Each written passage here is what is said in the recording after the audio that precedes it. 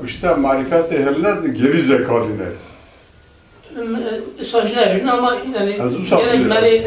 Kuşta şey ehline az geri zekaline. Buna ay verdi. Şimdi hayat akada ve ciz bona halkı hoş, bona xalaskuna halkı hoş, bona zulmü. Demek ki tişteki dünya halkı işte kafada kiriyor. Böyle. Bu da işte razı. Nihat çıkın destek. Evet. Murattik okuyor. Evet. Nihat'ın jivan tiştaş para neminin biraz tiş vara para biminin. Aslında ne bu iş tedbiri ne bile biraz tedbir işte bimine. Beli apu. Yani evvela rıddım aldı. Ev despekin. Kileri?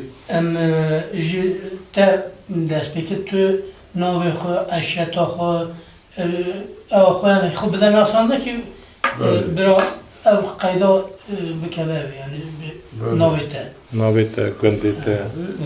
Navi'nin az 1937 doğumlu be. O vakti Seyyid Rıza darda kırına az ev sarhatma dünyayı. Navi'nin Ali Heyder'e, Navi'nin ne Heyder'e. Aile ke Kurdaya xanaskiri hatime yani ailemin jikalkiye da alatorne da beriyovi jibo Kurda her tişt kirine yani jibona insana bütünü hizmet kirine ama özellikle jibona erkakha zaf serseke zafji erkakha heldana peşi jera yardımcı buna veya bu aracı perişan buna yani bu kadar şu aile ke uzatı ayrıyeten zamanı men عمري من از هشته دو سالی من از پشتی 10 سالا شوندا از devamlı cem rispiye Kurdای başı xanaskir olmuştum ben. Yani kültürümün gelenek Kurdan bir kültür çıkadın diye ev yani başka ev tabi mümkün insaniyetiyara hizmet gidiyor ki buna erka xwah. İnsan bey mezin hebune, insan bey binani Salahattin Eyyubi, binani Ahmed Khani, binani Ahmed Khani tahlila xuna Kurda Ahmed Khani kiriye. Yani avqas insan mezin hebune gotiye ji insana Kurd, ji hayvana şer evi Ahmed Khani gotiye. Evvela bizanbın, tarihi ve mezinin ku em ser tarihi xwe, ser şerefa xwe, ser karaktera xwe, ser gurura xwe, ser xiret, imana xwe bisekine ji me mesle kes tune ekekim. Şimdi mezin tamam her kesira yardımcı dibin. Em kesir xwe dijmin kabul nakin. Yavaş mezin tamam Kurdaya ekekim.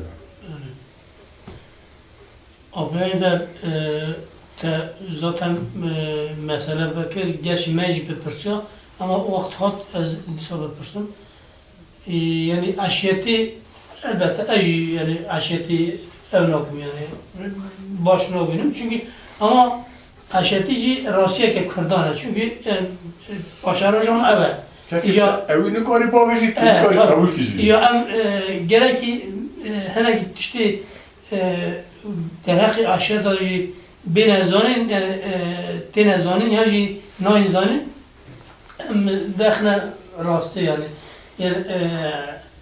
اشیاء تا سیبکا اون اشیاء تا سیبکا چند برن یعنی چند ملن یکی اشیاء تا سیبکا تگوش شنگالاتیه وقتی خاطر شنگاله یعنی مثلا حجیج شندی وقتی پرتغالی خوند دوجه شیغانی هاتنه ama şehranji neskizat şengale uan dara hatına yani rastı ama vaki hatına çizani der hakkı da dikari merak yani hani ki ha zarar veji